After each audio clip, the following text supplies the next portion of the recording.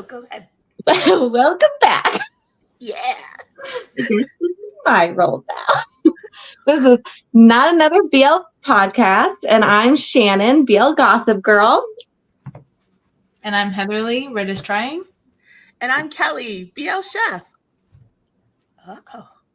Wait, it would make more sense if we said, and this is not another BL podcast. We'll do that next time.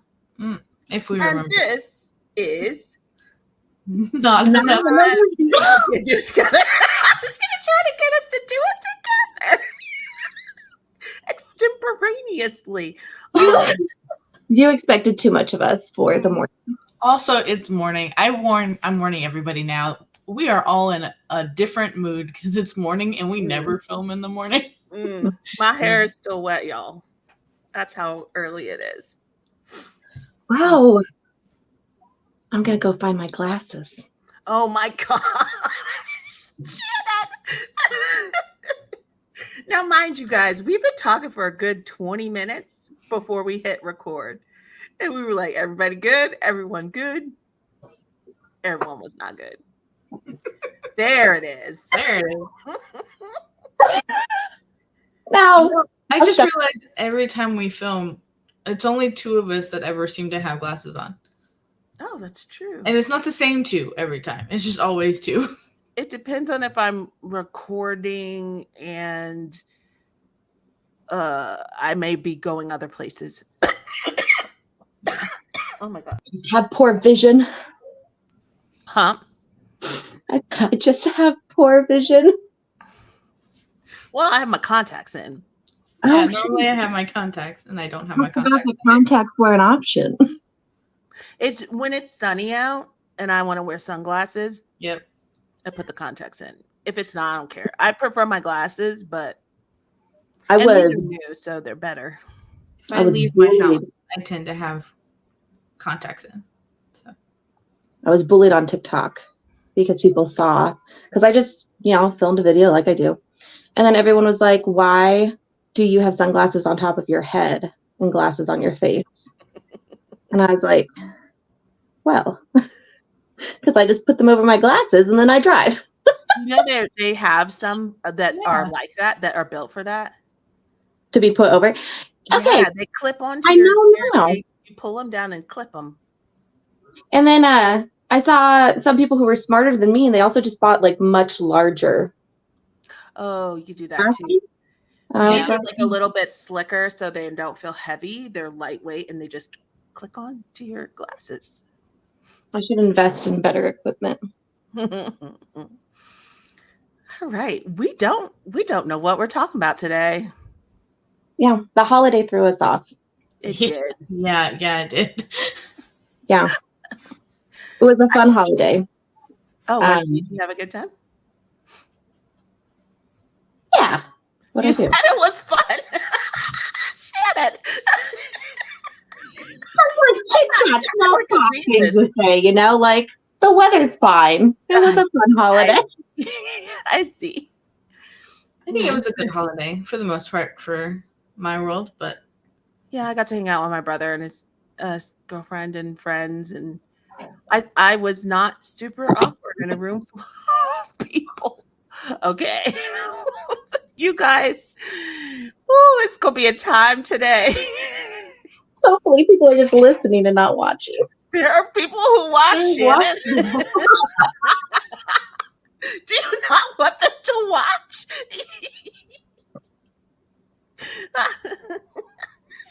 For those who are listening, her camera fell. All right. For like the 17th time for this morning.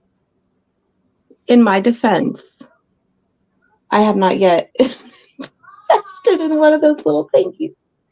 Yeah, we gotta get you one of those. We need to get you one of those. Yeah. Project next. It's a morning. Okay. Did you catch up on any shows, Heatherly? I did. The only one that I'm not caught up on is episode 4 of Sunset Vibes. Okay. My ITE was acting weird last night when I got home from the event that I was at, so I couldn't get it to work. Have you caught up on shows, Shannon? Oh, I got so behind. Not a damn thing. I'm TikTok caught up. So like I know some the gist of some things that's happening in some shows. Mm-hmm. Yeah. Yeah, because of the recording, I'm caught up on most of it. I think Wandy Good Day had one of its best. Actually, I will say this weekend served.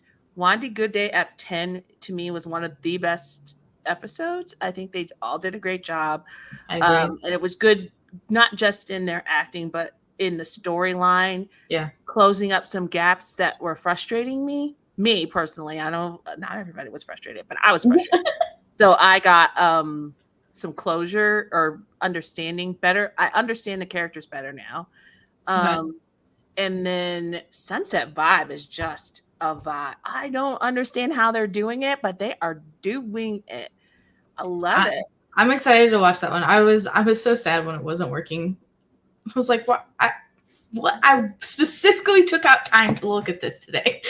Yeah, it just has a I want to just say it's Moss Bank being Moss Bank, but no, the entire cast is so locked in and believable, and it's just really, really well filmed. Like, I don't know, really good. I was at a point where I was like, I think they can do something with this source material. I think like they can give us something better than what the source material is. It makes me so happy to hear that that's exactly what happened. Side Couple is bomb. Love Side Couple. Like, yeah. Like they're serving me Wandy Good Day Side Couple where I'm like, give them a show. I would watch them immediately. Immediately, yes. If you give them a show, I will watch it. Go ahead. I was saying that was one thing with Wandy Good Day. I literally at that point was like, I need multiple seasons of this show because of how much I love every single character. Yeah, they're so good. And this doesn't, because this came up in the last episode, so this isn't related to this episode heavily, but just the fact that how they're playing that relationship, it feels so the fact that one what's his character's name? Oh my god, I'm blanking on Banks' character's name. What's Banks' character's name? I'm watching too many shows. Sun and Lynn. Okay. Lynn is inexperienced, like that came up in the last episode. And somebody said it. I was like, I don't know how they're making this work where Lynn is inexperienced and Sun is experienced, but they're older, but Sun is being very attentive to the fact that Lynn is nervous because she had completely inexperienced, like never even kissed anyone, inexperienced. Yes. But they're older, which, is a real thing that does happen that, but it can go corny. It can go cheesy. It can go the wrong direction, trying to portray older people navigating inexperience.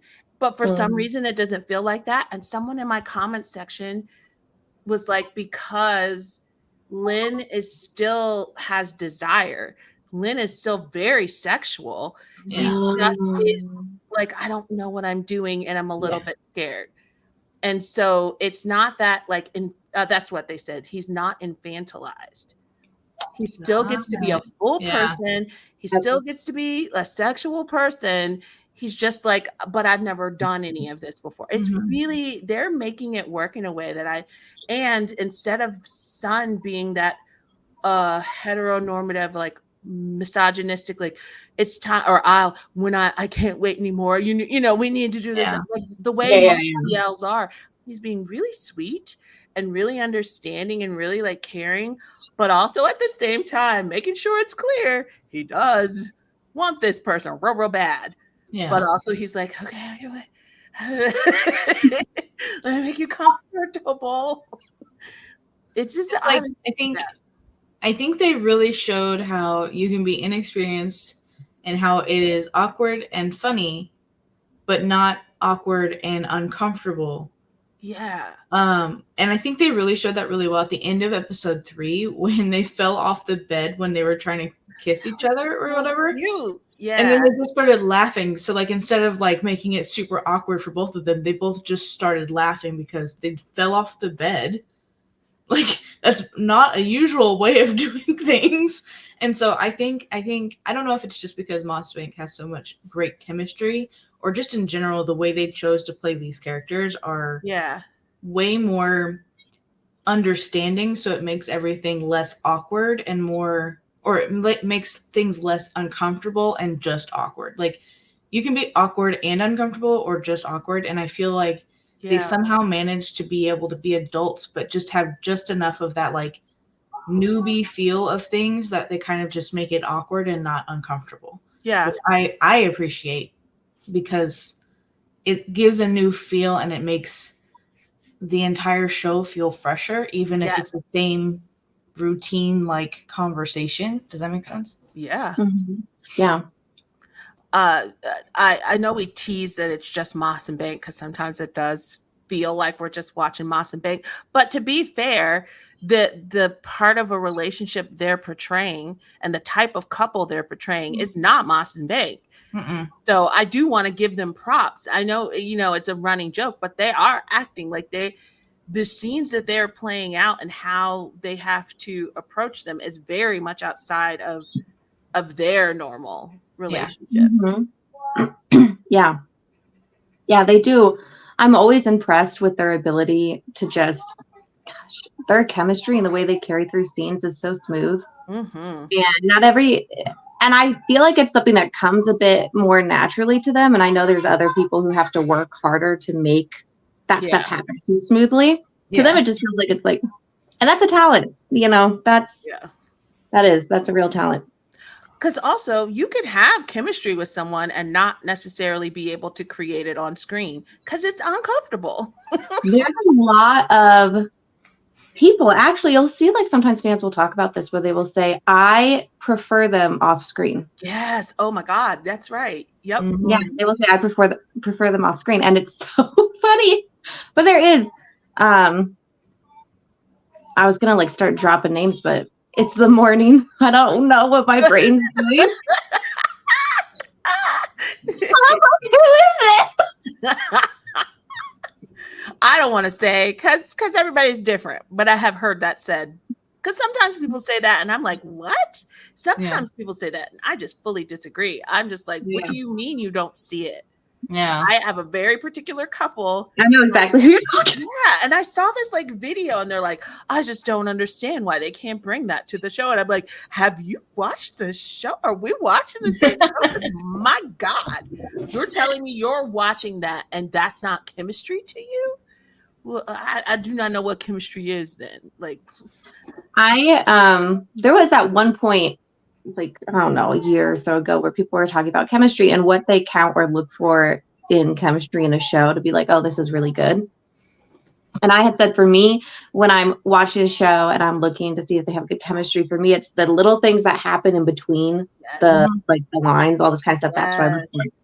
And it's not the like intense stares and you're like, oh, someone's gonna get kissed. No, it's all the it's like the most recent show I'm watching, like Wandy Good Day would be a great example of this. They have insane chemistry in that show. Yeah. It's so smooth, but it's not all of the like, sexy stuff. It's literally just the little in-between things that they have. The little goofy stuff, or I don't know how else to explain. Mine's always the tinier, the soft touches. Like it's almost like it's my brain doesn't work. It's without thinking. Like they would naturally just touch someone's shoulder or something like that. It's not even like in sexy ways. It's literally like just reaching out and touching the small of their back or something like that. That isn't necessarily something that has to be taught. I'm actually thinking of My School President, because a lot of, and I think when people are like, what was it about that like made us like it so much? And it was the way that Gemini Fourth, because specifically in high school shows, there wasn't any emphasis put on that. Some of the high school shows were very kind of stilted and they were just kind of following the script.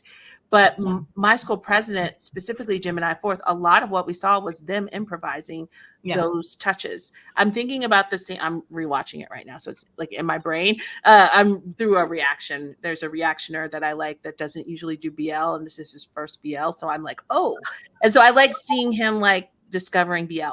Anyway, there's the scene in the classroom after like before when he gets the call that mom's sick and they're like sweeping and he's like stressed out. And so Gunn sits on the table and Tin is trying to comfort him. And like Tin walks over and like just puts his hands on his thighs and hip. And then like they have face touches and like he like strokes his hair at one point. And I remember being like, whoa.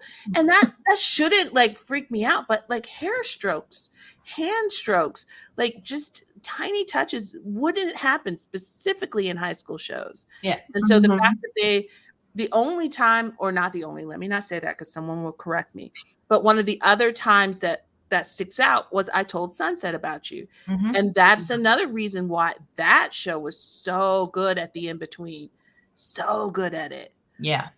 Oh, it was painfully good. Like it was hard to watch. They did that. I Told Sunset About You so well. It was like hard to watch. I'd never felt more like back in that time in my life than watching that show and being like, I heavily relate. And also this is awkward as hell to watch, but the chemistry is insane. Yeah. And the dance, they're just so good at the dance. But I think that's like, why. Oh, go ahead. Oh no, sorry. I was saying the one where they're sitting on the couch, that one was crazy. Oh God. I was like, what's happening here? That one was insane. They were so far away. They're so far away from each other, but everything made sense. The other one I love, and because I also love how the music and the setting all plays into it, is when they get to the resort and he's O is being petty. So he's like, oh, I'll go sleep with boss. And Tay is like all worked up and he's the piano music is chaotic jazz riff. And he's like walking around and then O comes in and they just start circling each other. Yes. Oh, that scene is one of my favorite scenes. Someone put on Twitter right now, they were like, all of this for a product placement. Oh, and the Lay's chips. And he just feeds him the chips and then he lays down. Wild. When he crawled over, I was like, now mind you, I didn't know what BL was. I'd only been watching like queer media and still I was like, oh my God. Mine was like, should we be here? Because that didn't feel like an ad. I don't think any of us were prepared for the switch up of energy by O. Now knowing PP, seeing PP as a human, I'm like, oh, okay, well that makes sense now. But we only knew It's funny you mentioned this because Yoshi just watched Together with Me and was messaging me. One of the greatest things that's happened to me was getting to read those messages.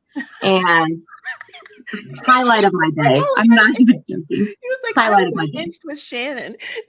He's like, I just kept going. I'm like, yeah, she loves it. I loved it. I love when anyone watches that show because it was the first one I watched. And so, it's always going to have like this special place. But he was like, yeah, I put it off because someone told me it was like very bro-y.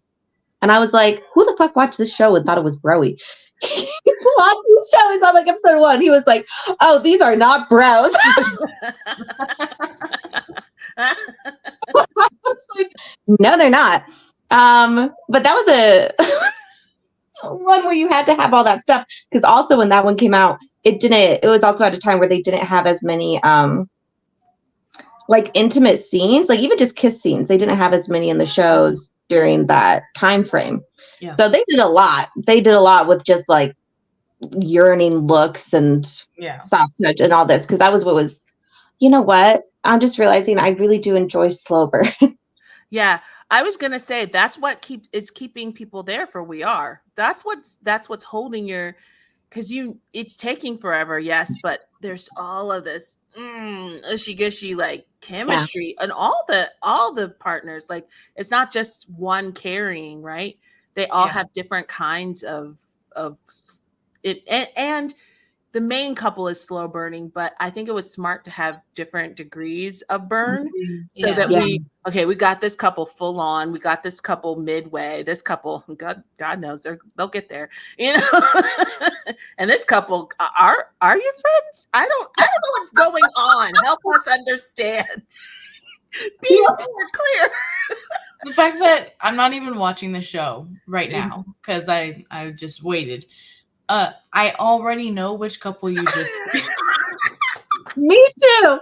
It is confusing. I forgot the creator's name. He cracks me up. He's usually like in like a blanket and like a hat.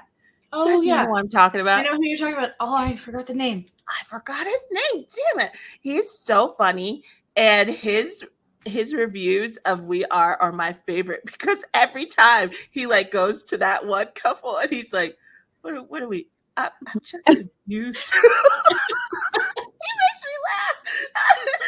He's like, "What are we? Who are you? Help us!" Oh, too funny. But they're cute. But I still don't know what the hell's going on.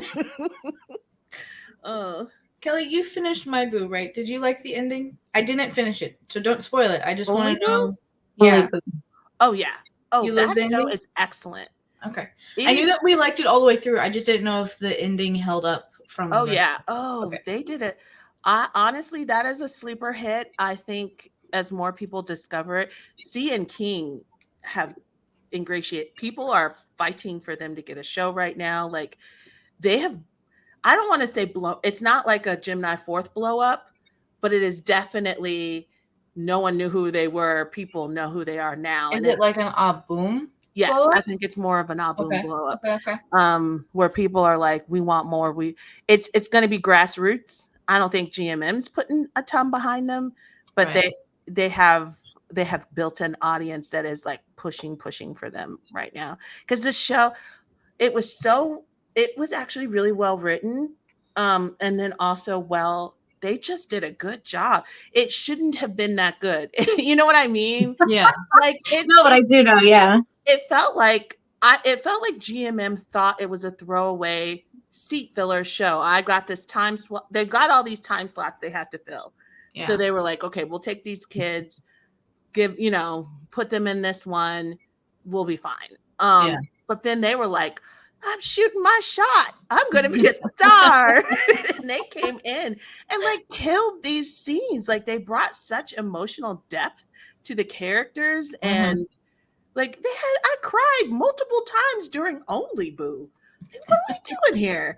So it just, I'm not going to say it wouldn't have been as good without them. It's not that they made, like the writing was actually good, but even like Book came in, and acted I don't think Book knows how to not act the crap out of something. I think it doesn't matter where you put him. He's going to, I don't think he gets enough credit as an actor. Yeah, I'm squirreling right now, but no, I would agree. I think he's a phenomenal. I agree with all the squirrels, so it's fine. Yeah. Yeah. I think he's a really good actor. I have not liked every character he has portrayed. Yes. But I think he has portrayed them well. I think the fact that this sounds awful. I love Book, okay? But almost every character he's played, I have significant issues with as the character. But he plays it so well because otherwise I wouldn't hate the character so much. Cher? I adore Cher. I didn't hate him. He just annoyed me for a very long time. Yeah, I struggled with that show because he annoyed me for so long. Go ahead. I was going to say, I think Book acted the crap out of Mew, and he acted out the exact character they wrote, and I don't think they realized what character they wrote. I agree. I think the actors, and I don't want to go off on a tangent on that show, but I really do think the actors, all of them, just came in so hard, and they were like, "We're gonna act the crap out of this." That the show got away from the creators. I agree. I think, and I mean, we don't have to spend a lot of time on this show, but I personally feel like they brought in such powerhouse actors. Yep. that I don't think they fully understood that what a powerhouse actor will do is take the character and make it a character. And they just assumed it would match what they had envisioned, and it was so much better that they couldn't tone it down, because who would want that? I know. But then they're like, but we don't have the substance behind it to back it up. So then it became really confusing for the rest of us, because we're like, we're really invested in what's happening, but what's happening? Yeah. Right. Perfect. Yes. Because there was like those moments where there were those scenes where we were like, holy shit, that fight scene in the apartment where Neo was on my Neo was insane in that scene. I was like, oh my God, so good. And then they were like, oh yeah, that wasn't how we envisioned the scene, blah, blah, blah, blah. And it should have been a sign that like things had gotten away, that stuff had changed and morphed, and that the rest of it didn't match what, like you said, like what it was becoming. Because I still cannot get over that scene. It was such a good scene. Mm-hmm. Okay. There was some technical difficulties. We're back, guys. We're back. I don't know where we left off, other than we were talking about. I was gonna say I missed everything you guys said because I was cutting in and out. But I was gonna say it's an interesting thought of what do you do when you've created this thing and it's like your baby. Yeah. Right. And then you get in the room and you start filming and the characters morph into something you didn't expect. Do you hold to your, like, you have a through line, you've written this whole thing, like you're going to this place, or do you start to mold and meld a little bit? I don't know how much of that you can do, right? I don't know. I know. So I have some writer friends, and I know they often talk about how the characters build lives of their own and they have to go back and rewrite a story. But when that is portrayed from a story that exists into writing for a TV show, I don't know how that changes, because the writing is technically there already, though this show I don't think there was, but that's beside the point. The writing has already been written out. Like the ending has already been done. Right. It's just how the people playing the characters are affecting it. And I don't know how that changes, if like you can do enough writing updates to be able to match the characters that have been built. I don't know if that's possible. Yeah. Like I feel like it would be if they had a plan and everybody was on board with the plan, and it just got bigger than they expected because people were more invested. But I think in this particular case, the ending wasn't fully planned. And I also, because I've been thinking about this, at what point in the filming process do you realize, oh, this is something different than it was? Because, you know, they don't film everything in chronological order. Yeah, they film it all over the place. Yeah, so at what point do you go, oh, like, have you already filmed major pieces? Has all the other stuff happened? Like, how do you do this? Because, because I was thinking about that too, because there were just so many moments where I was like, wow, that would have been insane. Like, these scenes are killing it. This is so amazing. And then I stopped and I was like, when were these scenes filmed? Because I feel like once you film that scene, you would probably have an idea. Yeah. The way they talk about that fight scene, someone had an idea that this was different. They even said he was playing Boston different than how they had him in their head. And then there was another scene I think they talked about like that. The scene where Book goes to confront Neo was insane. Like, I have never been so frightened. I was on the edge of my seat, like, it was such an insane scene. And so I'm like watching these moments and I'm like, at the end of those, are you like, oh shit, this is very different than what we thought it would be, but now we're here. Like, we're stuck. We've got so much. Because that scene to me was supposed to be like, I know that they were thinking like, oh, it's showing that, what was his character's name? Mew is better than Boston. He's better than Boston. He's all this kind of stuff. But the way that scene went down, I was like, what a petty, vindictive asshole. Yeah, and I was like, that was horrifying to watch. I've never been so scared. And and it was done so well. I kind of want to rewatch it now with the different mindset of like, okay, this is what it is, and curious how. Like, I'm rewatching Kim Porsche with my sisters, and it is a different experience. I'm not as high strung about it. I'm not getting as worked up about certain things, and so because of that, I'm able to really enjoy it in a way that was hard. I'm not hearing the white noise of fandom. I'm just watching it with my sisters, and I can appreciate what was done with the series. And, and I never thought it wasn't, like, I've always said it's well done series, and it changed the game. But I don't have to combat all of like the misinformation or the misinterpretation of certain things, right? I can just be like, oh, they get it. And we're just watching it together, and they're having a blast. They're having a blast. They love it. I do notice, so and I watch more current shows now, so I'm more a part of the fandom things now, but I also watch a lot of older shows, and sometimes it's really nice to be able to just watch a show and not have everything around you.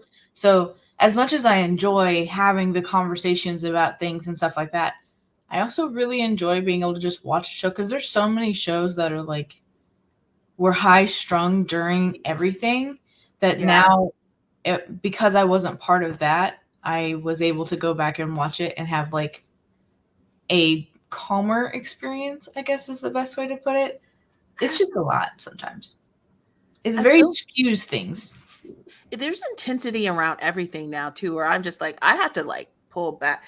I used to like to read up or see people talk about stuff, but like even with I don't know where you guys are at this, but even with My Love Mix-Up, there are people raging about the color grading, and they're raging about the end credits. And it's, I mean, dissertations on this. And I see a lot of, they've got to fix it, or I can't believe they let this happen, or why are they treating them this way? And I'm like, that color grading is an artistic choice. How are you not getting this? Yeah. It is a creative art. Now, you may not like the choice that this artist made, but that doesn't mean they dislike Gemini 4th, or they're, GMM is doing them dirty. Like, they always do that. It's so like they're sabotaging them, and I'm like, you're just watching a different director and a different, creative team behind everything. And everything I've read, it's an homage to the original. That color grading is used in a lot of Japanese shows and BL, and they're doing throwbacks or homages to the original work to like tie it together. And in episode 2, there was something that really bugged me, but it wasn't in episode 1. So I legitimately think it was some sort of editing thing in episode 2, but it was the music that they would put in for the scenes was louder. Oh yeah. It was louder, and it kept like making me go, but it didn't happen in episode 1. So I legitimately was like, I think this was just a like fluke thing that happened in episode 2. So I noticed something about myself because people had complaints about loudness in this latest episode as well. I don't think I noticed it at all. I'm like, maybe I'm like noise blind. I don't know. When I was hearing people be like, they didn't like the amount of screaming in this latest episode because there's a lot of yelling. And they say that about 23.5 too. Yeah. They yell too much. And they said the music was too loud. And I was just like, there was a lot of complaints about loud. And it didn't register to me in any way. And I'm like, am I noise blind? It doesn't bother me. I did notice the extra music this time. It just sounds like their equalizer was a little off. But that's legitimately what it sounds like. It sounds like there's something there, because it's not, I'm not sitting there going like, oh, this is all, why is the music or this? It's like, okay, yeah, we're having like transitional music, or it's setting a scene, it's doing this. But I'm sitting there going, this is much louder than I would expect to have at this moment. Unfortunately, I expect it to fade when they start talking, and it doesn't fade. And I only notice that because, like, when I'm doing my stuff, sometimes it fades and sometimes it doesn't. I'm like, what's happening? Okay. So, like, it's more like I don't expect the music to go away. I just expect it to fade enough that you hear their voices more, and it doesn't. It stays the same level, and then they start talking over it, and it's almost like it's hitting the music wall, and I'm like, it's not affecting my enjoyment, but it is noticeable in a way. Okay.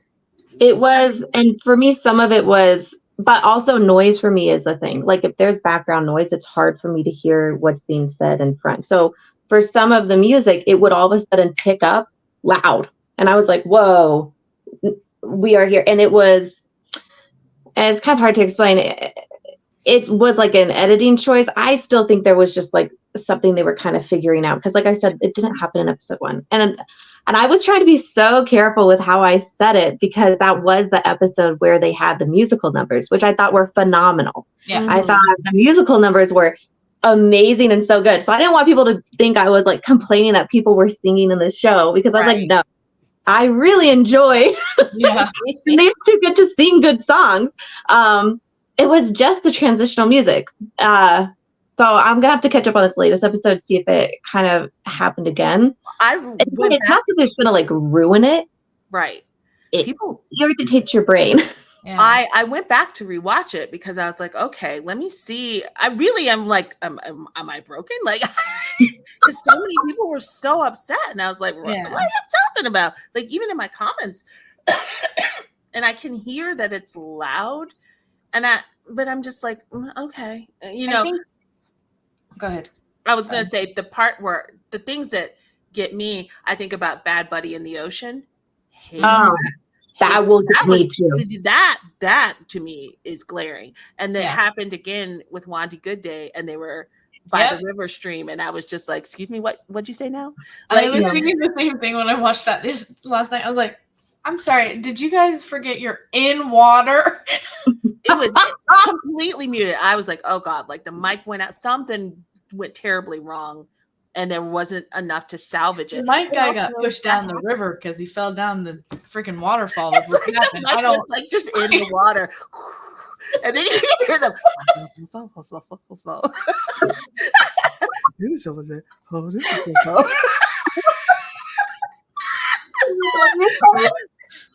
But also I can forgive it. I don't know. I don't get really mad about the people get very like people are very mean about their sound quality on all shows. Huh? People get really mean about sound quality on so many shows. Like they make it a big conversation about, oh, it looks like Thailand kind of figured out their it pisses me off. Sound. I was like, guys, stop. Like, you hear yourselves? Like, you're really showing yourself when you talk like that. That's what I'm gonna say. With My Love Picks Up, the only reason I noticed it is because the one that affected me the most was when Shannon. This is kind of as well when they're in the forest. And the music stays loud, but the forest is quiet, and they're quietly walking back to camp and start talking, and the music's still like, we are here. And I'm like, why?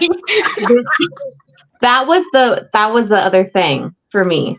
Again, it was just episode 2, so I guess it's also this episode. Was some of the music choices, I was like, this is an odd choice to put right in this scene. Like it was a more mellow scene, and then the music was like, and I was like, what are we doing? That's what you meant. What's coming next? And it was loud, and I was just like, what's happening? It wasn't and it wasn't leading into the next scene. Like it wasn't like a very cohesive move. And I was just like, what's happening?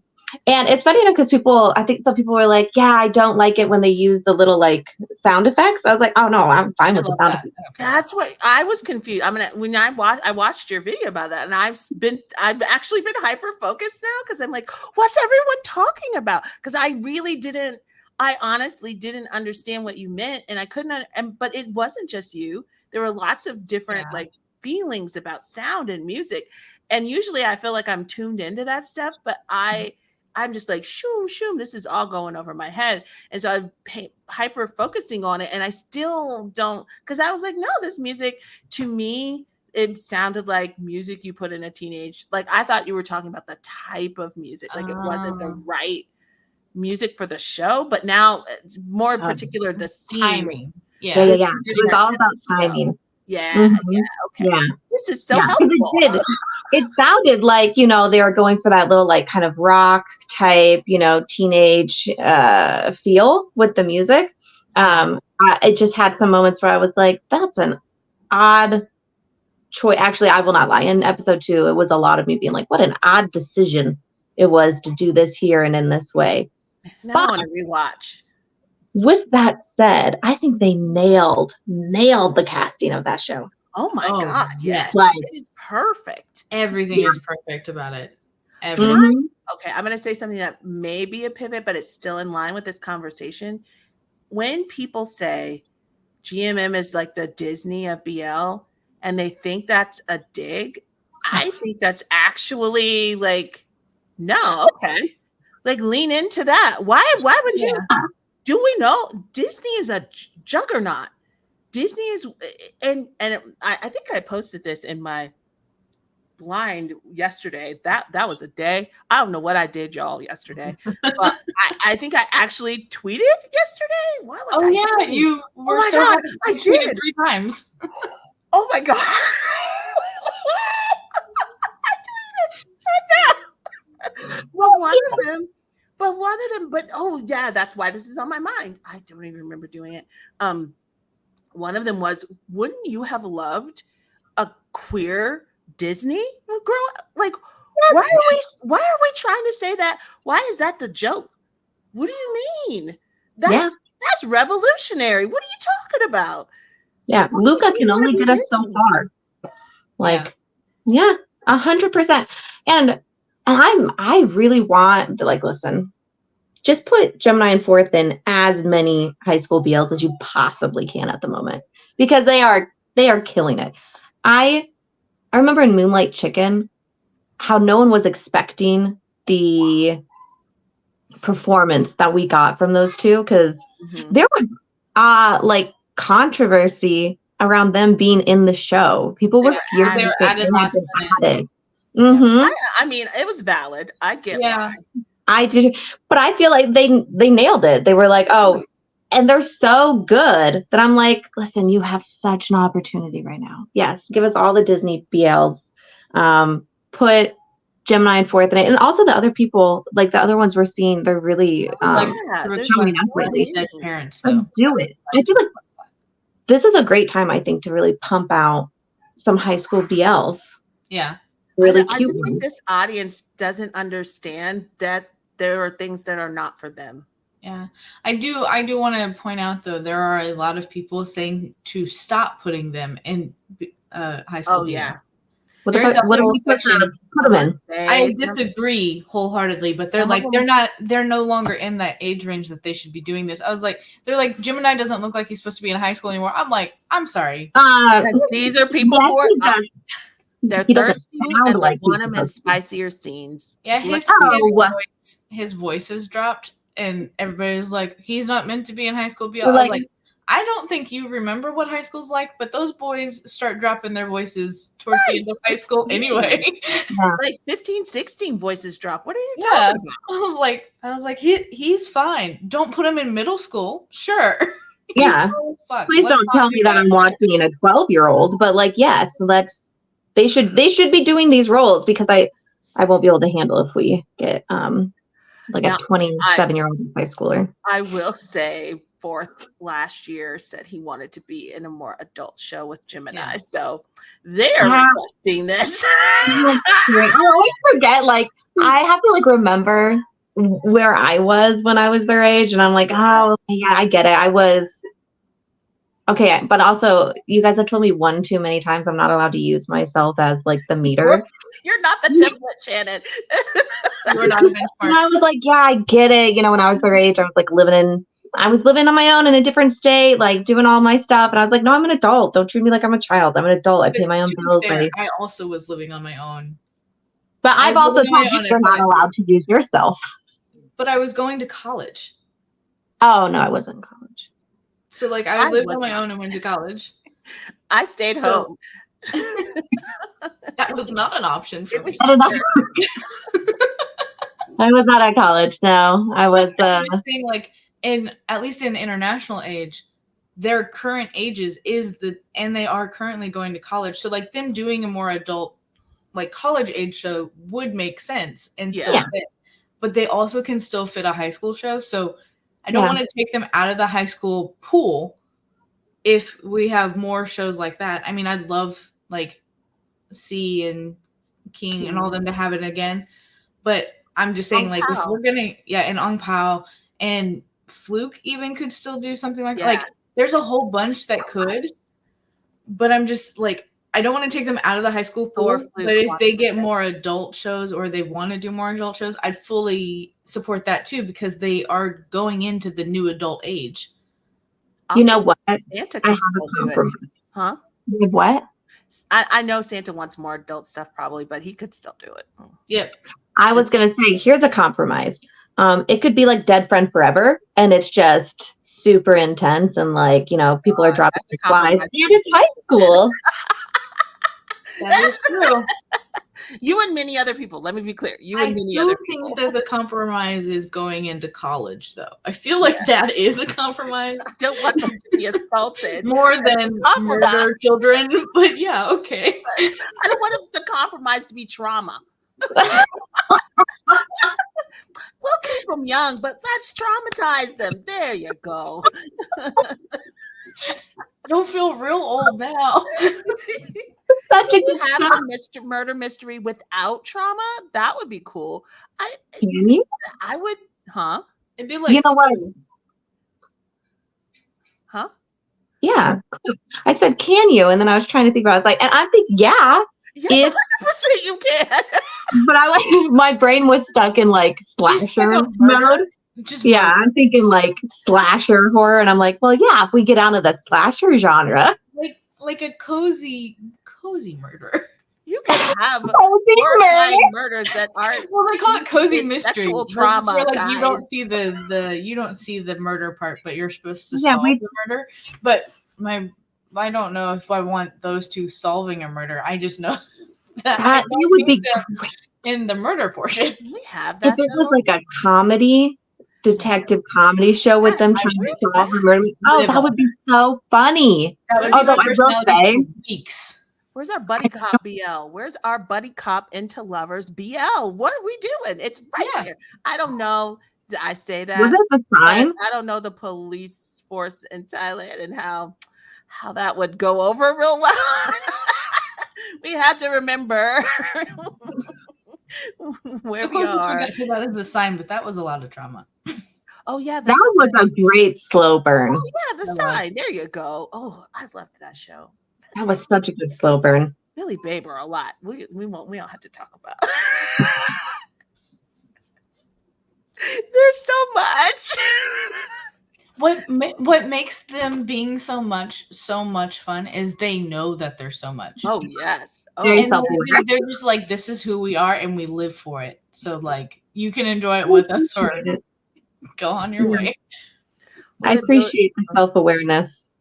Billy said they were talking about, I was watching an interview the other day and they were talking about Babe's relationship with Billy's mom and grandma and how they're just like, and Billy was like, think about two extroverts meeting. And he was like, like, that's what you get. And Babe's like, yep, and grandma too.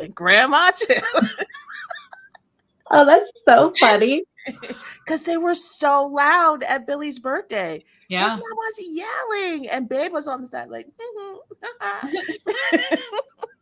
They are a lot. They're a mood. But yeah, I don't know. I squirreled again. Woo. Sure. Happy Sunday. I'm barely holding on right now. I'm like, oh, Shannon. Me with my coffee. I get it. We're doing great for this early, though. Look at us. Really? Yeah, like the sun has come up. It was overcast. I'm just in here like, look at me. I know. I got makeup on a Sunday morning. Who am I? Right? Same. Nice. Yeah. I mean, I put on my hair. I got like 4 hours of sleep, but that's really not unusual for me. I don't want to tell you how many hours of sleep. I accidentally found something to read. And by accidentally, I mean I went looking for something to read. And that's not how accident works. But nope. Okay. That's not last time I checked, that's not how an accident works. I thought that I would just like read something for a little, you know, like 1 or 2 chapters, and then I'd fall asleep. It turned out to be a slow burn. I'm a sucker for a good slow burn. It's an art. Not everyone can do it well. I think we need to shout out the slow burns more, because the way people are getting worked up when people aren't together by episode 4, I'm like, what? Y'all forgot slow burns exist. Like, let us live. Leave this in the slow burn. I laugh because I watch a lot of K-dramas and C-dramas and stuff like that. Right. So they're born off of slow burn. Like that is their almost entire identity. And I keep getting the skits where people are like, in American or Western shows, if they're not like basically making out by episode 3, everybody is like, what are we doing here? And then like we're on episode 24 of a K-drama and they hold hands and everybody's freaking out that it's the most exciting thing in the world. I'm just like, it's so true. But then I think about our BL world. I'm like, why? There's like the 2 halves of a faction of the people that are like, well, this is just like any other Asian show. They slow burn it out. And the other's like, why are they not making out already? And I'm like, oh, I don't know. So Bad Buddy, to me, is what kind of changed everything. Because we got a kiss in episode 5. Yep. And everyone freaked out. And we were like, what do you mean? Like, we weren't used to that happening. And all of a sudden, all these shows tried to like match that instead of like doing the slow burn. And I think We Are is taking us all the way back to the beginning, where you're having a full series slow burn, which used to be the norm. You used to get a kiss at the last episode. Yep. And I want to also add that kiss was insane.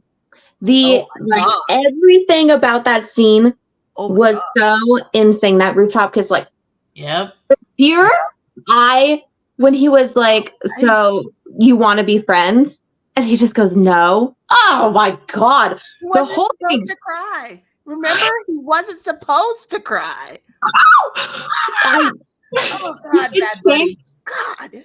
It changed everything. I agree. It changed a lot, because then we were all sitting there and we were like, well, we know you guys have got it in you. Yep.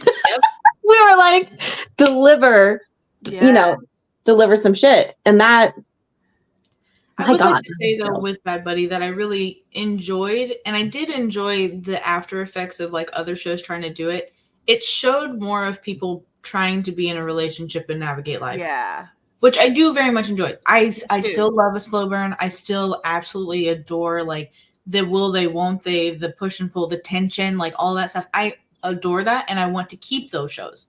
But I did really enjoy a period of time where we got to watch people just try to be in a relationship, because that's fucking hard, man. Like, it's not easy to turn your whole life into being into a relationship. Like, it's hard. So I really enjoyed that switch, but I would agree, Bad Buddy definitely changed that by putting it in episode 5. And honestly, I think episode 5 is my favorite. There's something, that episode itself was just so phenomenal. The pacing, it was so well done. Where, he does like the date, and his sister is there, and she was like, oh, these are the things you look for to see if you like someone. And then it's him in the music shop. I love it so much. And you're just, and the way you're feeling his confusion throughout, and then it's the music thing, and he's watching, what were their Pat and Pran? He's watching Pran play, do the whole thing with his friend, and it's their song. Like, it was, and you feel it, like that whole thing, you feel it. But the pacing when they have that fight, that was such an incredible fight, because the whole time he's not touching Fran, and the whole time he's like, where you could just see where he was like, you get to be everything with this guy, and I don't get to be that way with you. And they weren't even a thing. They were not even a thing. And then when it ends up on that rooftop. Everything about that episode was so good. So good. Goosebumps as you're describing it, because that was Ohm's showcase. Yeah. We got to really show what, and I'm not saying he didn't show up before. He's done quite, he has a, I think that's the power of this series, is because they both had such a catalog of great work. So they both came in as really established actors who had someone to go toe to toe with in a way that I don't, that they always had. But his ability to show what you're talking about, Shannon, and the progression of someone, we got to see someone figure it out in real time.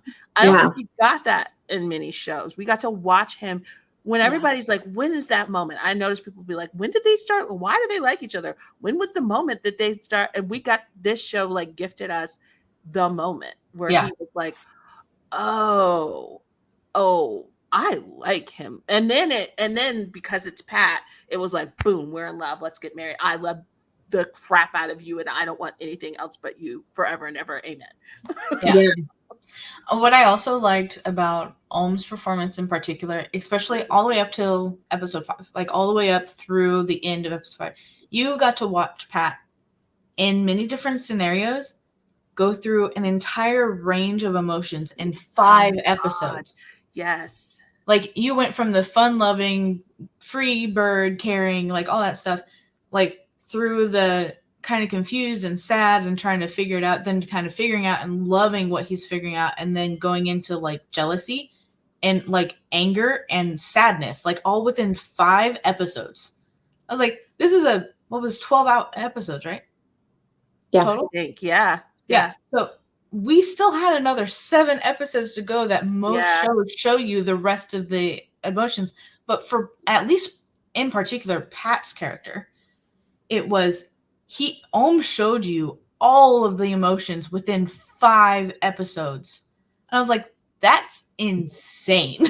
And it didn't feel overly acted. It felt so real that it was almost debilitating at the end of episode 5. And it was just like, what is happening? You had to take a deep breath after episode 5. Yeah. It was like, what did I just go through? You just made me think of this too, though, because the whole show was so phenomenal. But the part where they confront their parents, and they both made me cry with their scenes where they confronted their parents. The one, because we're talking about when he turns to his dad and he was like, because of you, like, because you watched him go through all of that, like because you did, like you said, you saw him go through all the things, and he gets to that point, he's like, I couldn't be friends with him, but you understood the subtext. He couldn't be dating him. He was like, because of you. Like, it was that moment of like how selfish his father was, because it had, it was impacting his life in this huge way. It like broke me. I was crying at that part, especially because we just seen Pran get slapped by his mom after he calls her out. I'm still mad about that. That poor child tried so hard to stay in his lane for years, did everything that anybody asked him to for years, knowing that he loved Pat, knowing that he already loved him in his own way, stayed in his lane for years, and then in one day, both set of parents slapped him. I was furious. He did nothing. I was furious. I was so angry. I was like, not only did the person that you expected to be against you, but then you turn around and your mother is also against you and full on assaulted you. And I'm like, no, absolutely done. I'm done. Fuck it. His performance was so heartbreaking. Even when you didn't realize that it was heartbreaking, he carried this level of sadness throughout the whole series. I get chills thinking about that. Because it was that whole thing. And it was funny because we didn't know, but it was there. It was looming. His fear that he was going to lose everything. It was all going to be gone. Yep. And the 2 stories, I know that everybody, there is a large faction of people that think Bad Buddy is just like I don't want to call it a fluffy show, but like a this is what I was going to say. Non-important. But they put so many layers in both of their characters. So many. Like, part of the reason why the Pat being so upset with his dad was so incredibly heart-wrenching is because he had just got done talking about how he was glad when Prine was gone purely because he was no longer being compared to what sport he did, how his grades were, like all these things. Yes. His Oh, entire God, life that off of speech. competing with Prine. Yes. And he's like, when you were gone, I no longer had to worry about that. But then I was sad because you were gone. So, like, not only did his dad take away a friend that he could have been best friends with, not even including a relationship because that wasn't a brain thought back then. He lost somebody that he would have happily been best friends with. He had to be a rival, like a legit rival against somebody that he had no interests in that were the same. Yeah. So there was no reason to be rivals. Like, but he had to be better than him. And it was constantly brought up to him that he needed to be better than him. Yep. And so, like, and then when he did fall in love with him, he had to hide him or really think about if he actually wanted to be with him and if he was willing to lose his family for him. Yeah. Because he didn't know how anybody respect. And then he's sitting here like, all of this because you're a stupid asshole of a father. Like, what the fuck? When people call shows fluff, because they did, and they still do call this fluff, and they call the writing thin and non-existent, and I am just like, I think you can't see past your own barriers. Yep. Whether it be high school, whether it be comedy. I think some people need things spelled out to them and they can't see the layers that are built within it. And I don't think some people are like, oh, well, if it hadn't been Nanan and Om, it wouldn't have been good. But everything you're describing is in the script. Yeah. It's in the script. That speech wasn't like made up. It was in the script. That story is in the book. Like, what are we talking about? What are we talking about? It drives me insane. And people say it like with so much like, I know what I'm talking about. And I'm like, no, you absolutely do not. Like, it's all of the things. There's this sort of like throwaway of everything that comes together to make a show great. It's the writers, it's the directors, it's the team. We never talk about the team that is the set. I'm like really hung up on set design right now because I'm noticing a theme through Off Gun. I'm actually noticing. I think they might have the same. I'm curious if they have the same set design team work with them on their series. Oh, because yeah. between Not Me and Cooking Crush and now the trainee, the set design is impeccable.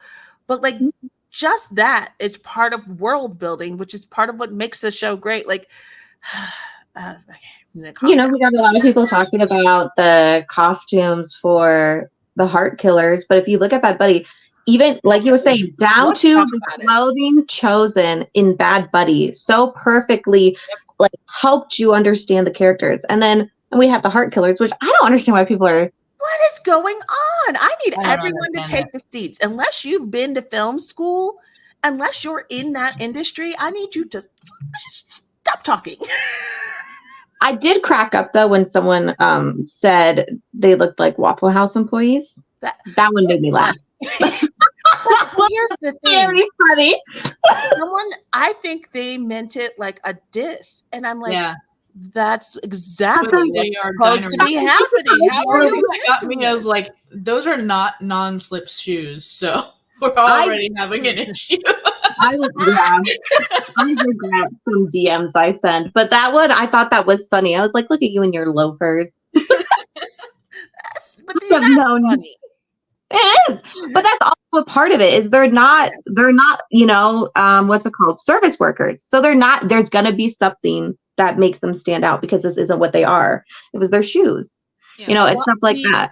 The amount of the campaign, the putting pants on for what is your deal? Why are you like this? What is your problem? Because it's not aesthetically pleasing to you. Like, what is the problem with first character wearing shorts? It's Thailand, guys. It's fucking hot. What the hell? And they're like, oh, this is where I'm like somebody staring at the point and looking right past it. They're like, oh, he looks just like one of the gangsters in Kim Porsche.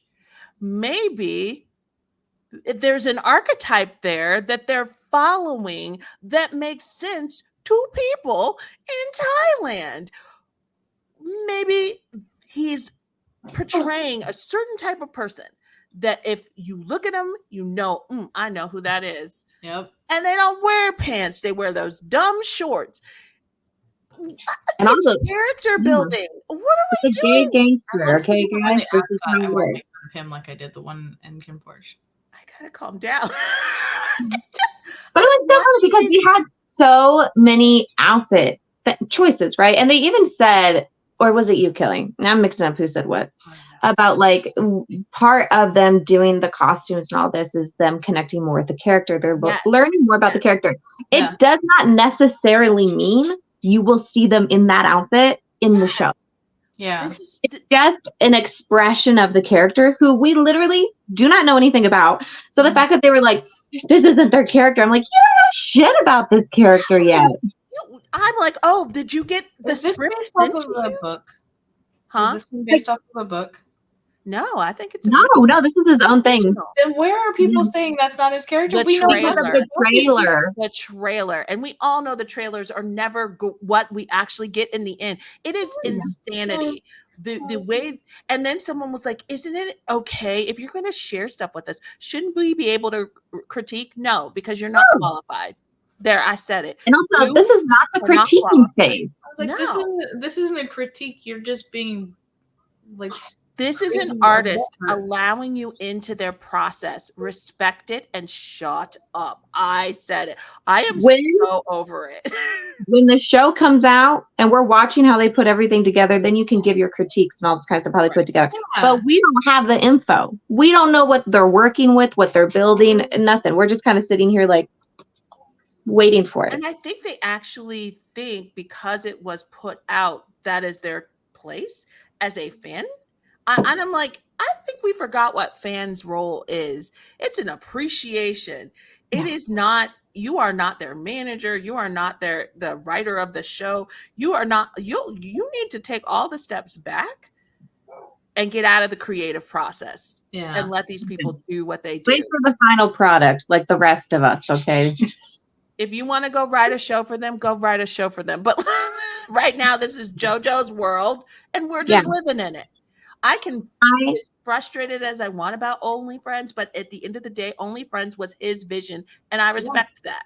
Yeah. And I'm going to be honest, the costumes were great. Not a single fucking complaint about how they put those characters together. I'm like, I like the costumes. Just I didn't have an issue with it. But see, is it because he doesn't look hot enough for you in it? Like, what is it? What is it? Why does he need pants? Why does him wearing pants change things for you? Oh, well, you know what? I think they don't take him seriously. He was not dressed for women. That was not. Yeah, not dressed for women. So that's. And also, I thought we've mentioned so many times the clothes they wear, and we're like, it's got to be hot there, and they're in a sweater. Let the man show some knees, okay? Yeah. Yeah, he's got to wear pants, but you're okay with dunking a crop top? Like, what are we doing? Why aren't you like stitching a full shirt onto him? What's going on, guys? Why isn't that so angry? Yeah, what is it? Also, I do appreciate that. One of the things that I noticed was that they said they're like switching, it'll be Dunk Jung, his character's going to be pursuing in this one, and he's the one in the crop top. And I was like, I think this is going to be really interesting. And there's probably something in it that's going to piss me off, but I don't care. We're ready now. We've been through OnlyFriends, so we're like, okay, JoJo, we're prepared. I'm just in it for the ride, man. I am not gonna put that much. I some of that was my own doing.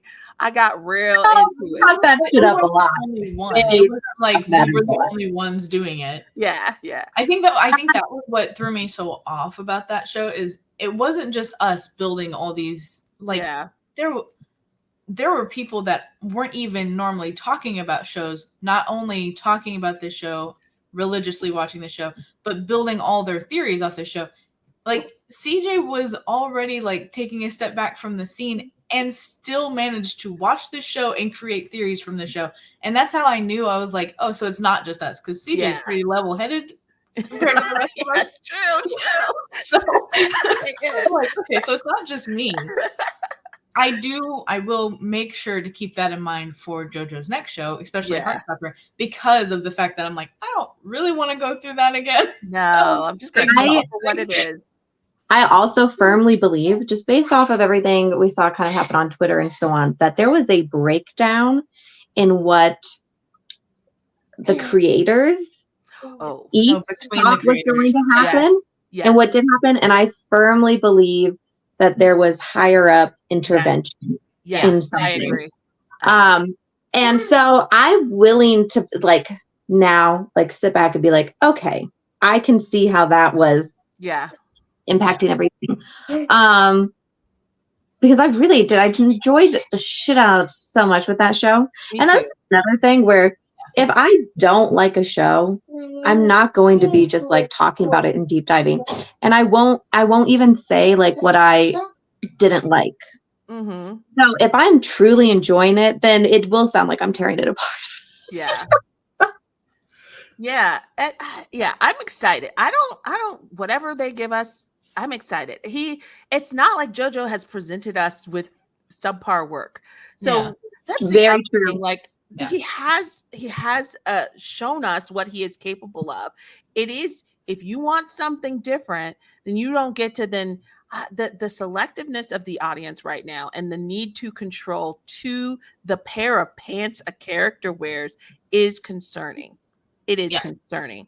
I hope he only wears those shorts. Yes. Make them shorter. Come on. Make people really mad. Yes. Keep him in those shorts and the socks the entire time. He is, I can see the character. Because when I think about Ken Porsche, he's a very specific type of person. And I'm like, oh, this is clearly what people think of when they see someone dressed like this. It makes sense. It kind of also, I don't know how people would handle actors. I think Mark is an actor like this. And Neo maybe too, where they fully become different. They like to just morph into these different characters, like a Brad Pitt or a Johnny Depp, that they don't want to look hot and sexy. They want to be in these characters. I don't know if Matt Damon. Yes. I don't know if this audience can handle it.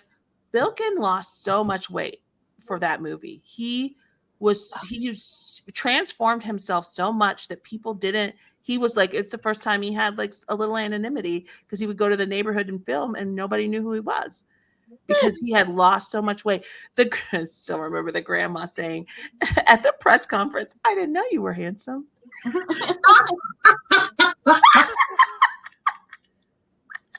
She's like, "You keep him humble."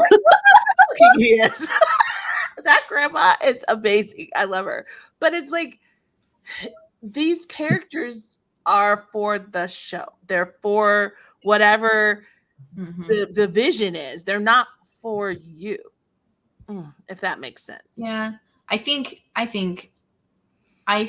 have just accepted the fact that a lot of the fandoms just don't really know how to separate actor and character. And I think what hit home for me with that was Moonlight Chicken. Oh my God. Oh my God. Oh my God. And that's when my brain was like, oh, so you guys just don't know how to separate these things at all. Yeah. So and it's one of those things I think I just accepted in our fandom stuff. Yeah, that's because true. Unfortunately that seems to be the way. I will continuously say, again, you can love first and not love a character. That is okay. I literally started this entire conversation about that, about books. That's right. That's right. That is right. Really, you could not say anything about first character. Good Lord. And I was like, listen, he's a red flag. Multiple people in a show can be a red flag. Yeah. We were in the trenches. And there's not there's always a red flag and a green flag in a relationship. Yeah. That is not how that works. Right. I was it was a complicated relationship. It wasn't, there wasn't a clear, I do think audiences really want the clear bad guy, good guy scenario instead of not so great guy or they got issues in this area guy.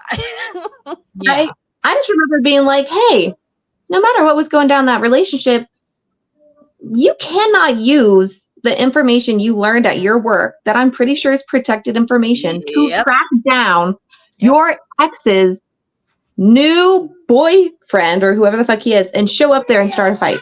Like that. Okay. I don't know the laws in Thailand, but I'm assuming it's got to be illegal on some level. I'm assuming your info that you provide to the bank is meant to stay private. Yeah. And I was like, that's just, if you reverse the roles, if Mix's character had been a woman, I think people would understand it more if her ex is showing up and getting violent. Yep. I found a lot of people identifying with they were upset that Mix, this was what I heard a lot of. He was a good guy. Mix's character should have loved him. Why couldn't he love him? Yep. His goodness should have been enough to be loved. And it was cruel not to love someone who was just perfectly fine. And I'm just like, whoa, that's not how love and relationship works. But they were livid that Mix was the bad guy because why, how dare you? And then they didn't like Jim. So how dare you not like Jim? How dare he love Jim? Jim is not the archetype first character is. Well, and then they were blaming Mix's character, Win. They were blaming Win because he slept with him when they were broken up. He slept with Alan when him and Alan were broken up. And I was like, yeah, but that's he even specifically said, I just needed you to stop. Like this is making me and we're not going to get into it because we're already an hour, 19 minutes in, but what we were ranting through yesterday, Shannon, and the way people perceive these actors in relationship, if they are hung up on these imaginary characters and how they perceive what a relationship should look like in an imaginary world, that is also what they're projecting onto these actors in real life. And they're not allowing the complexity of what relationship looks like. Because I know so many people, I think I might have as well, you still hook up with your ex. It's a thing that happens. You still hook up with your ex. I tried to continue to live with my ex after we had decided to end things. And guess what? It does not go well. And I think.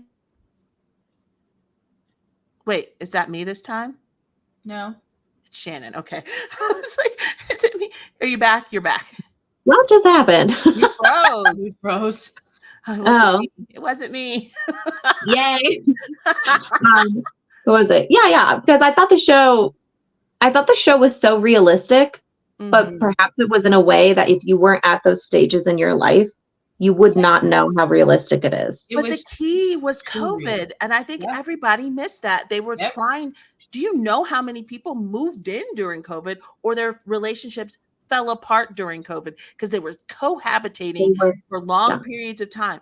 But the market had blown up.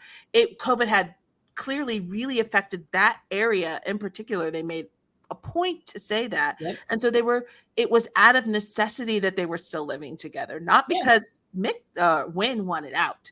Yeah. And Win even said, like, everybody was like, in the show, just move out. He's like, I can't afford to move out. And he was refusing to tell his parents or his dad. Ask for help from his dad because he's like an adult and lived far away from his parents. So it's not like he could go back to his parents because he still worked here. And he had a decent job, but he didn't have enough money to just move out and get a new place on his own because it was so expensive to live on your own.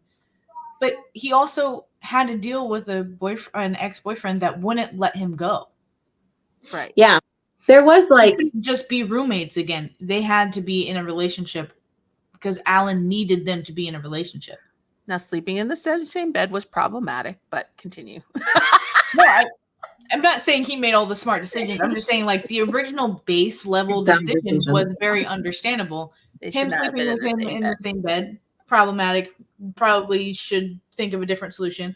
Him sleeping with him in general, when they got too drunk or he got too drunk, problematic, but most people make problematic decisions when they're drinking, not gonna lie. So like they were a lot of decisions, but at the same time, he did something that was very human. Very human, yes. Yeah. Apparently characters aren't allowed to be human. Or people. This was still the part, actually I talked about this on Twitter, and then like someone on Twitter went and we both looked up the scene to see what was said because we interpreted the scene very differently. When they go to the restaurant and they sit down to talk about everything, and they have a conversation where Mix's character is like, like he's just kind of like talking about how he lost himself in this relationship because he had been doing so many things simply because first character liked these things. And what we have learned, I had hoped people had picked up as we watched the show, that first character was not doing the same. No. He was not doing the things that Mix's character liked and so on, and losing himself that way. He wasn't the one getting lost. Right. So when he's sitting there and he talks about how he doesn't like beef, there were two parts to this that just like, I had said it was like the female rage scene for me, where I was like, this would have literally pushed me over the edge. When and I had to go back and watch it, but he says like, oh, I didn't like beef, blah, blah.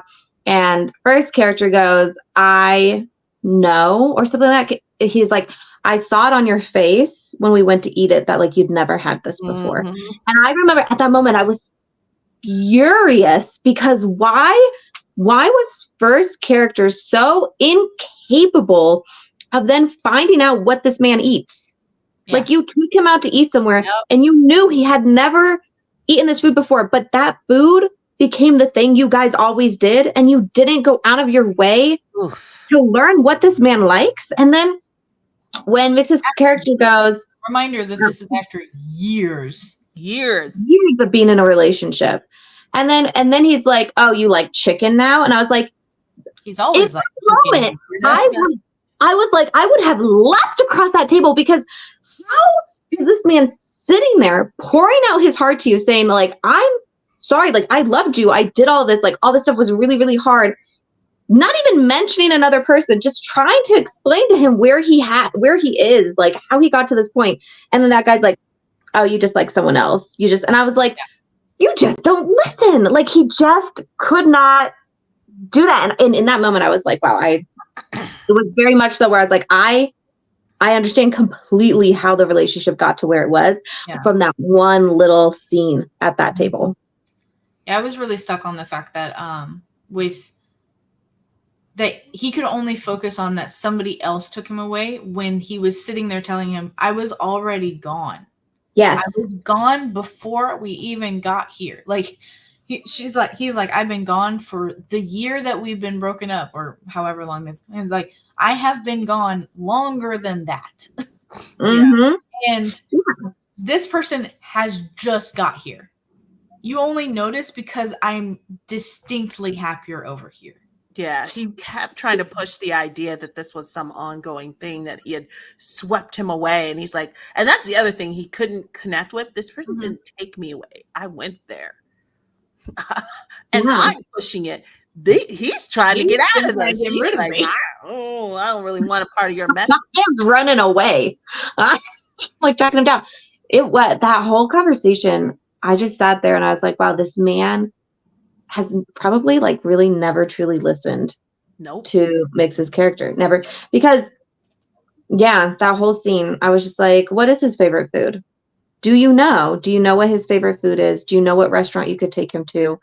Like, sorry. No, sorry. You going? That cut you off. I'm sorry. You're good. Go for it. I was gonna say, I think that is where people lose, that being good doesn't mean you're right for that person. And being good is relative. What does being good mean? That you're not, what does it mean? Because not knowing your partner or caring to learn your partner after years of a relationship does not inherently, that's not good. But in their minds, he was technically on paper a good guy. Yeah. I have said this to friends before where I've been like, I know this is your healthiest relationship. It does not mean it's going to be your best relationship. Yeah. Just because this one is like the best one you've been in does not mean it's going to be your end all be all. And like, that's how I felt with them. Because you also got the feeling that they, you know, they got together when they were younger. And so I don't know how many people, but like statistically, always do that. There is a likelihood that if you, you know, start dating someone when you're younger, you guys will break up after like a certain point because you do so much growing. Yeah. I'm real in life. like certain years. I'm real life for a lot of things of this. So like Richard, my spouse and I have been dating each other since high school. So like junior year in high school, that's 16 years now. Oof. But we have broken up in the interim. Like before we got married, we broke up for small periods of time because neither of us could figure out how to grow together without like causing incredible pain to the other person. So we would break up and then we'd have to grow a little bit on our own, but we never really lost contact. We did a lot of the whole sleeping with your ex kind of situations. Yeah. We both had other relationships within those times, but then we would come back together and like we would be really good, and then we'd get to like another milestone and we're like, we cannot push through this together. We hadn't figured out how to do that together. It wasn't until much later, like I think 8 years in our relationship, like 8 years of on and off dating, that we're like, I think we can consistently do this now. And then he proposed at 10 years and then we got married the year after. So like we've been together for a long time, but at the same time, there are chunks of time that we weren't together, but we were still around each other. But in those times, we had to learn how to grow on ourselves. And I think what a lot of people expect from these relationships that have been together a long time is that they're just there and they just work through it all together.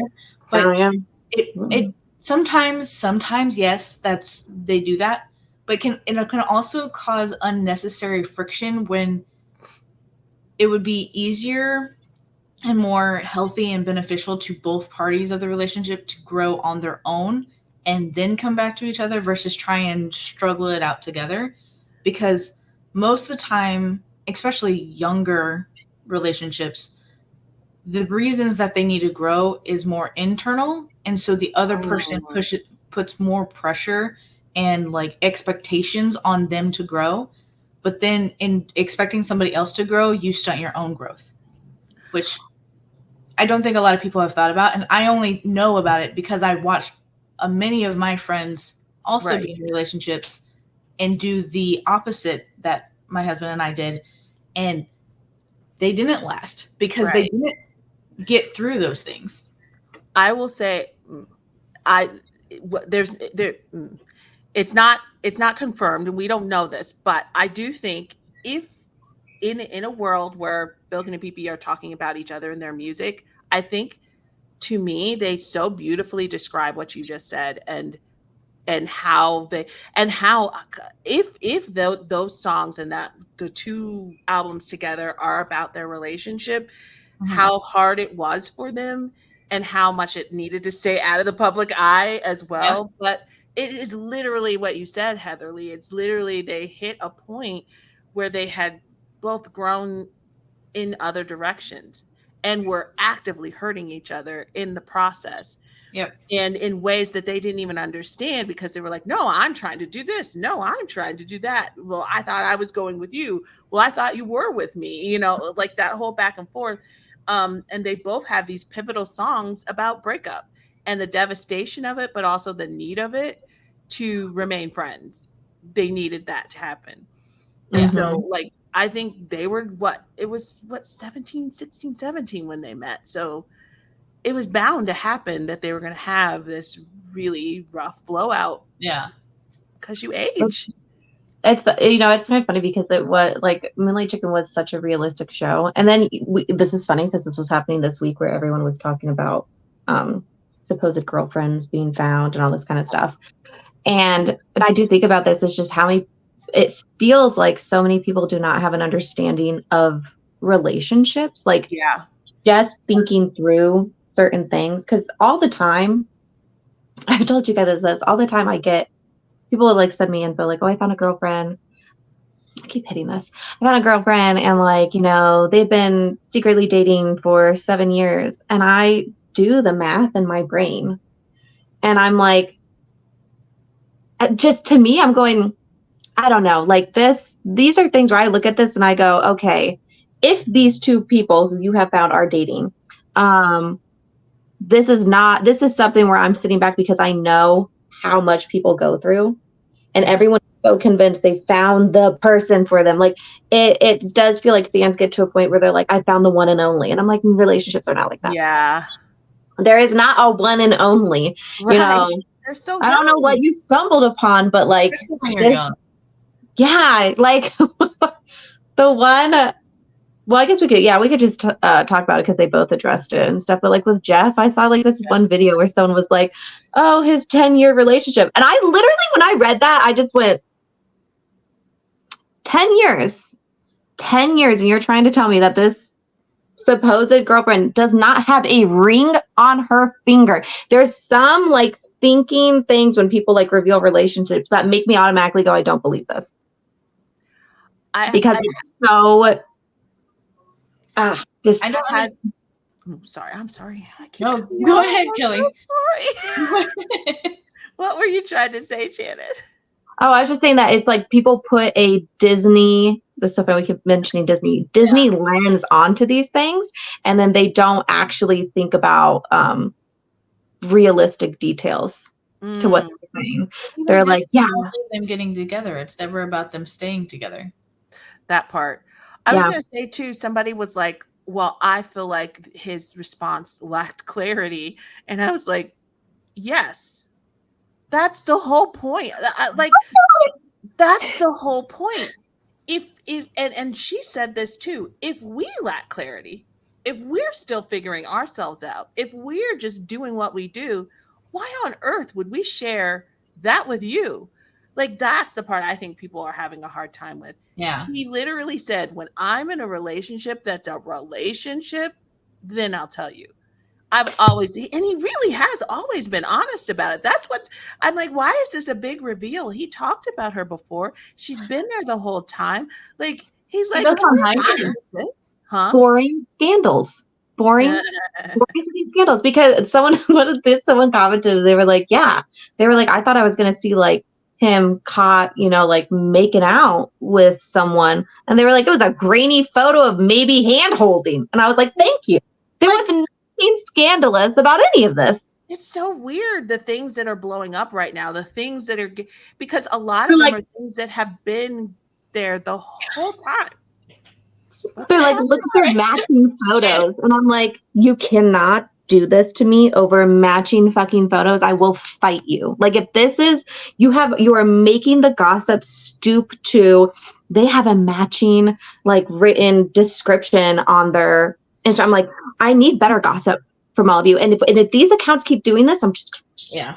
But I think the accounts are never going to stop. What I find fascinating are people's willingness to just run with it. They just need the one picture and someone going, his girlfriend has been revealed, and the whole comments are, and they think they're doing right by him. Oh, I'm so happy for them. They deserve to have this really. And I'm like, yeah, what y'all doing? Y'all don't know. You know what they deserve to have? Privacy. Yes. Yeah. Full stop. You're like, I hope, that they're, with Off Gun, Tay, and New. That was the funniest fucking thing I saw, where the one account was like, let's let things develop between Tay and Gun. I was like, they've been friends for 10 fucking years. Oh, right. The way they talk about all of these people, and I'm like, you guys don't know shit. Your knowledge of how even basic relationships work, and the way they talk about these women, and they're like, they're like, I'm so happy for them, and they can be honest now. My biggest thing is, you don't need to know the background of the friendships. You don't need to know the background of the humans to be able to look at people and be like, oh yeah, they're friends, or oh yeah, they might be with somebody, and be able to completely bypass that conversation. Yeah. It requires nothing to do that. Yeah. I think it's a whole other conversation, but I think at the end of the day, they don't want the actual truth. Yeah. They want something finite that they can look at and say it's this. Yeah. And there's very little of that. They're to prove. I was just gonna say they want to prove themselves right. Yes, they want to prove it. That one account I showed you guys is basically wants to prove that everybody is straight. That is that person's goal. It is clear they are on a mission and they're going one by one. But some of these actors are so young. I'm like, that's a baby. What are you exposing right now? Yeah. That person doesn't know who they are yet. How are you trying to tell them who they are? It is damaging. And they're doing it like in the name of like queer rights. We have to expose them. We're doing it. And I'm like, no, let that little 17, 18-year-old like grow up. Y'all are messy. But also completely erase the fact that bi and pan and all that. That erasure is really so intense. Wild. And also I'm just like, I don't know, like some people are just existing. They don't even have a label. Like they're just doing things, that part. Especially at that age. And the other thing is, I had said this, I was like, that puts so much pressure on relationships that might not even know what they're doing. Yeah. Like say that you did find their significant other. Okay. I say this all the time, that now there's a level of pressure and like legitimacy to what they're doing that they might not have wanted. Like I said, this Sang and Freen literally said they were not anything, and they didn't even have an opportunity to figure out if they could become something because of that scandal. Nothing developed from it. I'm like, so these moments of trying to like out relationships does actually impact these relationships. Like it could end them, or it could make people stay in a relationship that they did not want to be in for that long because now the public is watching. I think I think the people who are doing this don't care about those relationships. So that is not a concern of theirs.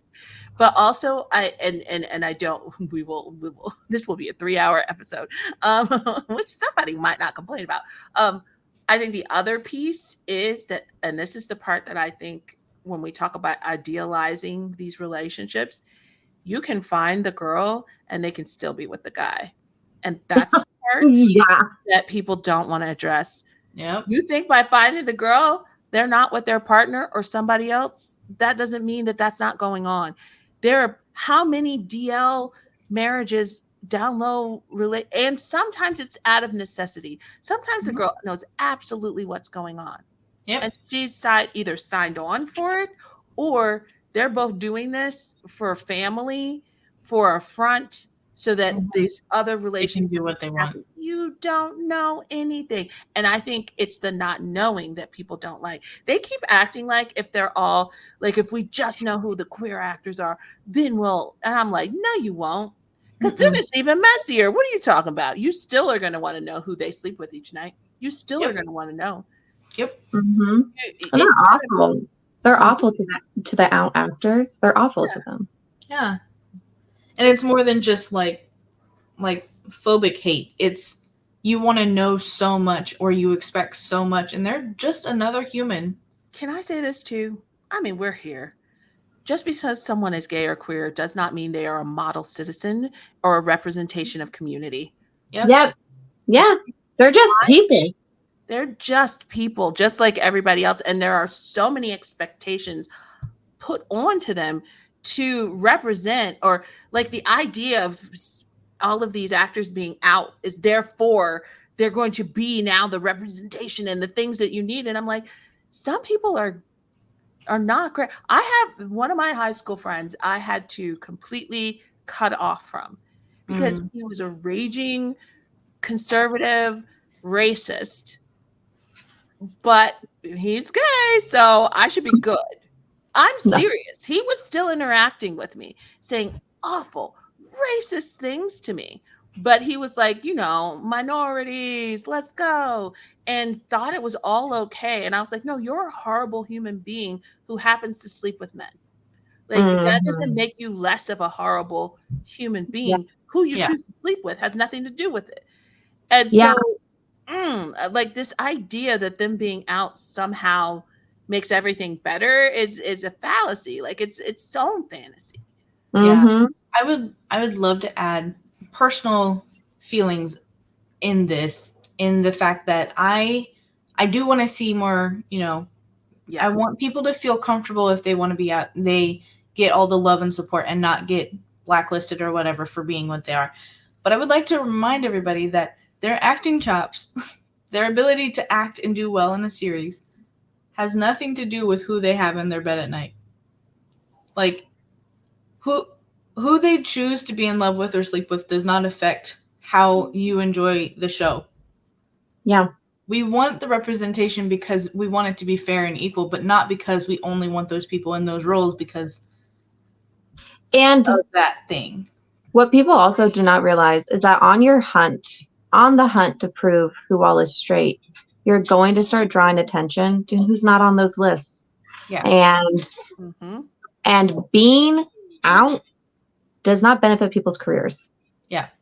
You put people into positions where people are going to ask a lot of questions about things. And I'm not talking necessarily about fans. People don't realize like this will be stuff that their friends, their family, other people will pick up on as the lists come out of like, oh, look who's in a straight relationship. Look who's this and that.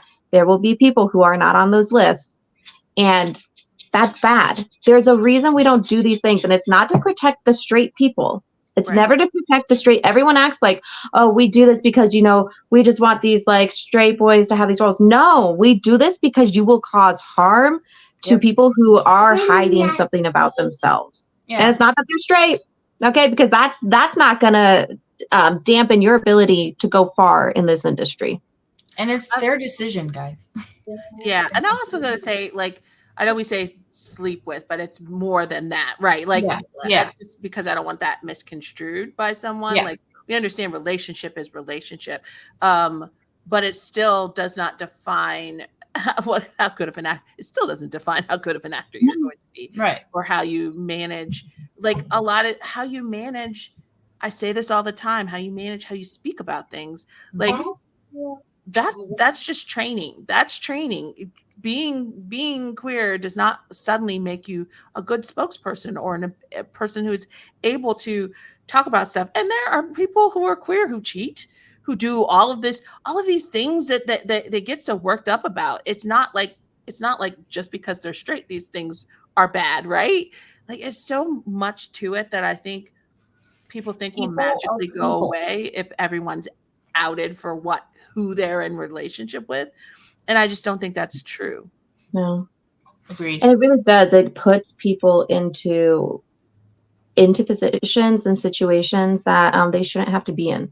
It should never have to be at a point where, you know, like we've dug so deep into everyone that we're like, okay, well, we know who's here and who's not here. And it's like you're making people answer for something that you shouldn't be having an answer for. Even if you're just looking for the answer of like, you're straight. We shouldn't be in that point. It really bothers me. It really frustrates me. And I'm like, have people never been discriminated against in the workplace? Is that what I'm seeing right now? Is they do not understand what it is like to have like this stuff held against you? I had someone say, they're so worried about a straight person benefiting from queer media, which is an odd statement to me, and making money off of queer stories. They're so worried about that happening that they're willing to burn it all down, and put actual queer people in harm's way in order to ensure that straight people aren't there. And there are people very comfortable with that statement. Very comfortable with that statement. I do not like this. This is why one of the things I had said from the beginning was I would only talk about things that's like on their social media stuff that's out there.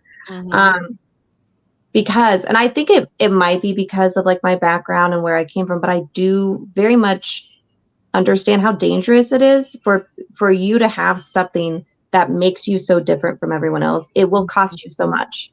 Yeah. And I don't want to be the one who's like, oh, let me put out this one little rumor I heard, and then it's going to be the thing that will cost someone, you know, because I know what it is like to lose your housing, to lose all of this kind of stuff.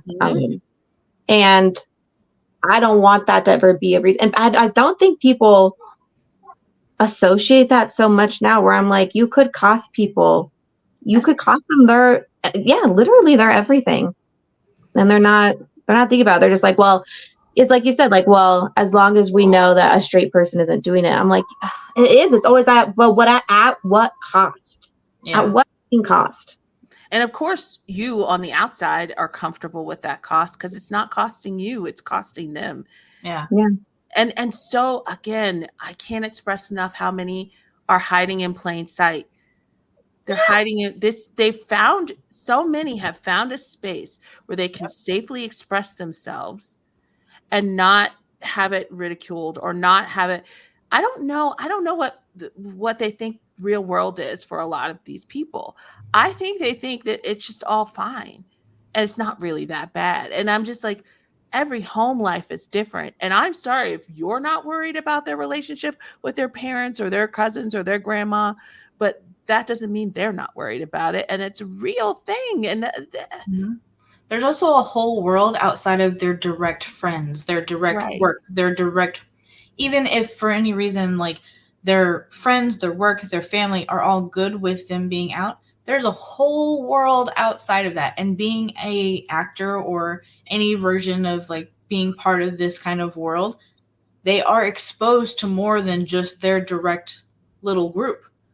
So it's so much bigger than just, well, they're okay with it. Everybody's okay with it. Even if they are okay with it, there's a whole world outside of them.